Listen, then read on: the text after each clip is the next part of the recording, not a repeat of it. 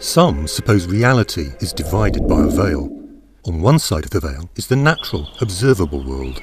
Beyond the veil lies another realm of spirits, angels, demons, and of course, gods.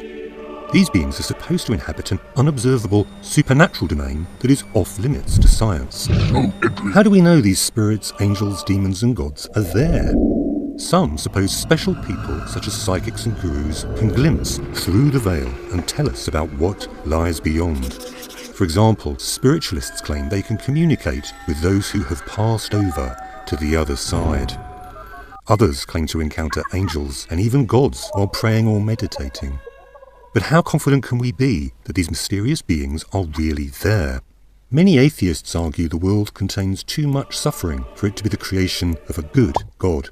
There are wars, diseases, and natural disasters. Horrific human and animal suffering is built into the very fabric of the world we're forced to inhabit. Isn't this good evidence that even if there is a creator, he is not all-powerful and all-good? Of course, the faithful try to explain the suffering. Some talk about free will. They say God could have made us puppet beings that always behaved well. But if we're God's puppets, we're not responsible for what we do. God cut our strings so that we can freely choose to do good. But then some of us choose to do evil and cause suffering. That's the price God pays for our free will. So have we shown it's reasonable to believe in God after all? I don't think so. Suppose that, after a bump on the head, I come to believe the universe was created not by a good God, but by an evil God.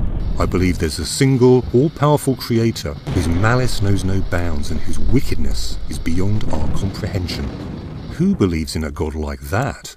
Almost no one. Why not? Because the world would look much more like a torture chamber if it were created by such a powerful and wicked being. There's too much love and laughter, and too many people being kind and helping each other for this to be the creation of an evil God. Yet notice I can explain why my evil God allows good, in the same way religious folk explain why their good God allows evil. I can say, my evil God could have made us puppet beings that always did bad things, but if we're his puppets, we're not responsible for what we do. That's why evil God cut our strings and set us free, to allow us to freely choose to do evil. Unfortunately for evil God, some of us then choose to do good deeds. That's the price evil God pays to allow moral evil.